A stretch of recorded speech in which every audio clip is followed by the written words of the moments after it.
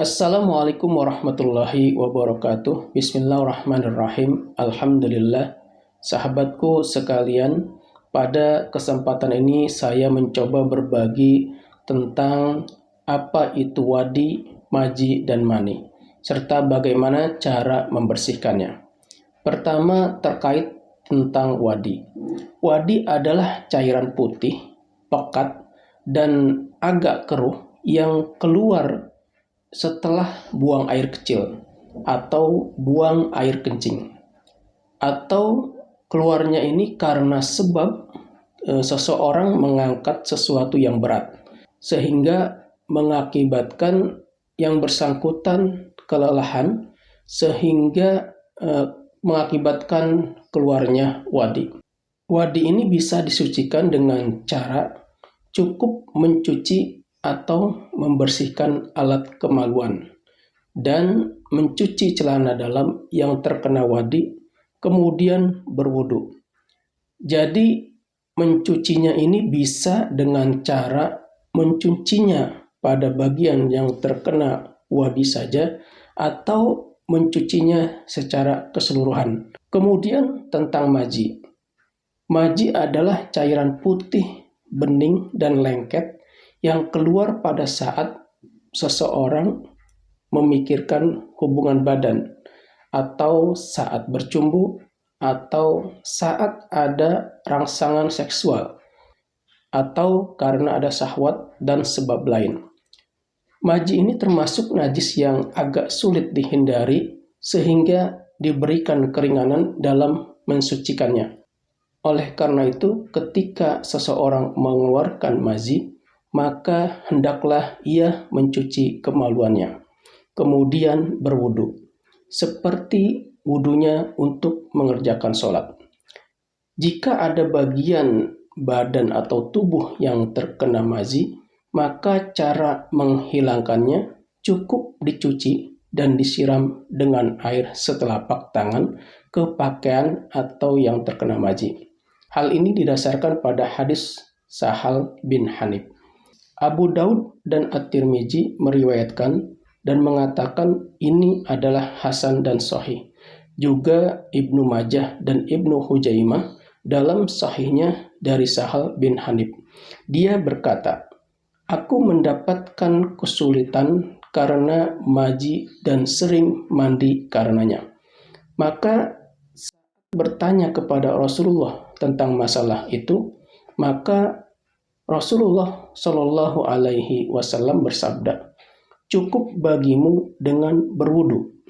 Saya katakan, "Wahai Rasulullah, lalu bagaimana baju saya yang terkena mazi itu?"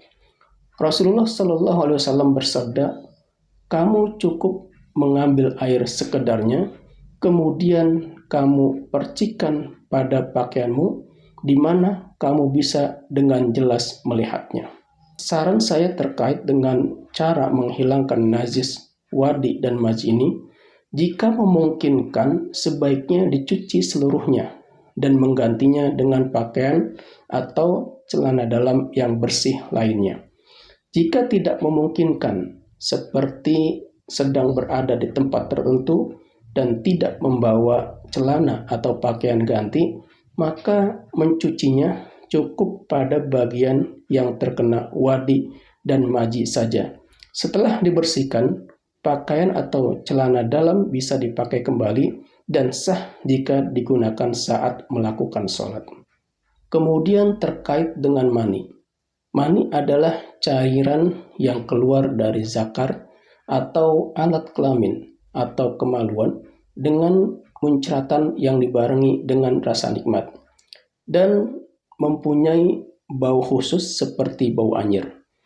Keluarnya air mani baik karena disengaja, karena mimpi, karena jima atau bersenggama, dan lain-lain yang menyebabkan air mani keluar, maka mengharuskan atau mewajibkan seseorang untuk mandi hadas besar atau mandi junub atau janabat. Hal ini sebagaimana firman Allah Subhanahu wa taala dalam surat Al-Maidah ayat 6.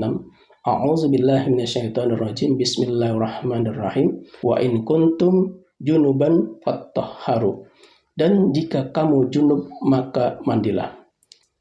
Mani ini bersifat suci. Adapun cara membersihkannya yaitu dengan cara mencucinya jika dalam keadaan basah dan mengeruknya jika dalam keadaan kering. Telah diriwayatkan dari Aisyah radhiyallahu anha bahwa ia pernah berkata kepada seseorang yang mencuci pakaiannya karena terkena mani, "Cukup bagimu jika melihatnya dengan mencuci bagian yang terkena. Jika kamu tidak melihatnya, percikan air pada bagian sekitarnya.